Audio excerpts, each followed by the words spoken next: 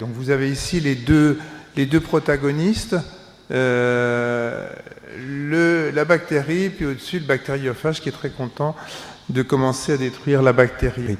Alors bactériophage, ça vient de bactéries et de phages, donc ce sont des virus vivants qui vont détruire spécifiquement les bactéries, donc ça veut dire qu'ils ne vont pas toucher aux autres cellules humaines, et on va voir qu'il y a des spécificités extrêmement étroites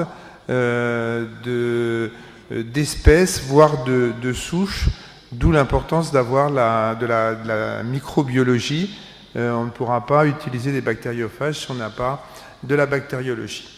Alors les bactériophages, voilà une photo des bactériophages classiques, le bactériophage T4, donc vous voyez un petit peu à quoi ça ressemble. Donc il y a une capside ici avec le matériel génétique, la gaine contractile et puis la plaque basale et les fiches caudales. C'est là, avec ça, que le bactériophage va se fixer sur la bactérie pour pouvoir injecter son matériel génétique.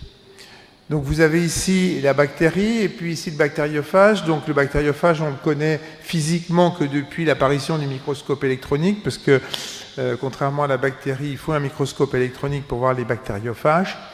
Alors ce qui est important à savoir, c'est qu'on a parlé au cours des journées des bactéries dans le tube digestif, qui contient des milliards de bactéries. Ce qu'il faut savoir, c'est qu'il y a 10 à 100 fois plus de bactériophages que de bactéries dans le monde vivant. Donc là où il y a des bactéries, il y a des bactériophages, il y en a 10 à 100 fois plus, donc on est bourré de bactériophages dans tous nos microbiotes intestinales, il y a des bactéries, donc il y a des bactériophages. Il faut savoir également que chaque jour, il y a à peu près 20% de ces bactéries qui sont détruites par les bactériophages et qui sont renouvelées, donc c'est quelque chose qui est extrêmement vivant, du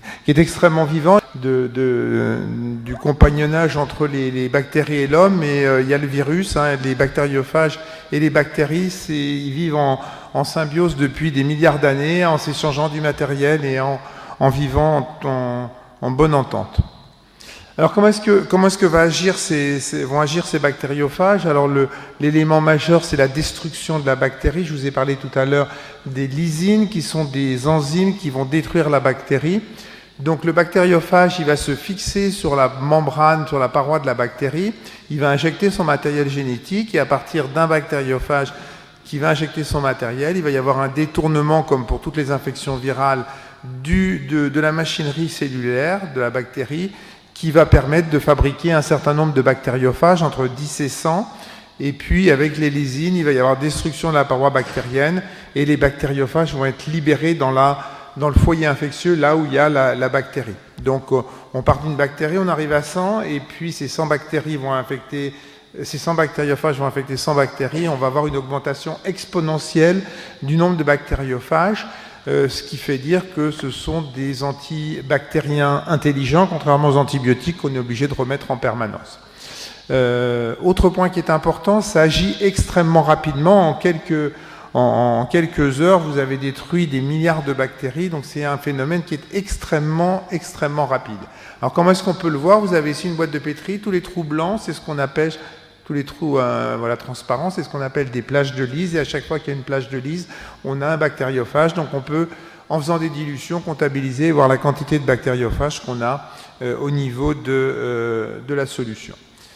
Alors, ça, c'est ce que je vous ai montré, c'est le cycle lytique du bactériophage, mais le bactériophage, il est connu depuis très très longtemps, en fait, par les microbiologistes et par les chercheurs. Il est utilisé en tant qu'agent de recherche, en profitant de sa capacité de lysogénie, c'est-à-dire de transport de matériel génétique, de gènes de résistance ou de virulence, et pour passer d'une bactérie à l'autre, ce sont des bactériophages, mais qui ne sont pas les mêmes, qui peuvent transmettre ces gènes de virulence ou de résistance. Donc une façon de savoir si le bactériophage est vraiment lytique et s'il n'y a pas de risque d'incorporation de matériel génétique, de transfert de gènes de résistance ou de virulence, il suffit de séquencer le matériel génétique du bactériophage, et on ne retrouve pas des séquences d'insertion chez ces bactériophages, alors qu'elles sont présentes dans les bactériophages qui possèdent une lysogénie. Alors, il y a un certain nombre de propriétés qui sont importantes de ces bactériophages et dont il faut tenir compte parce qu'on va voir que ça va être des éléments supplémentaires pour traiter les infections bactériennes. Vous savez tous que les infections chroniques, on en a déjà parlé, en particulier sur matériel, s'accompagnent très très vite de la formation de biofilms que vous avez ici. Les bactéries sont enfermées dans le biofilm et donc elles sont protégées, elles ont des phénomènes un petit peu de latence et de ralentissement un petit peu de leur développement. Et les antibiotiques ne peuvent pas pénétrer, donc on a des échecs de l'antibiothérapie. Alors qu'est-ce que va nous apporter le bactériophage? Eh bien, il va nous apporter non seulement ces enzymes pour tuer les bactéries, mais avant de pouvoir tuer les bactéries, il faut pouvoir y accéder.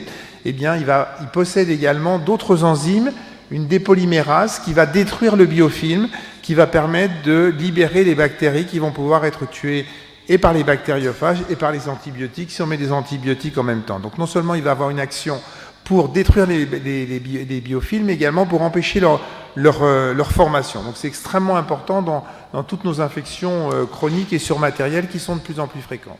Merci d'avoir regardé cette vidéo. Abonnez-vous et partagez-la sur Facebook. À très bientôt pour d'autres vidéos.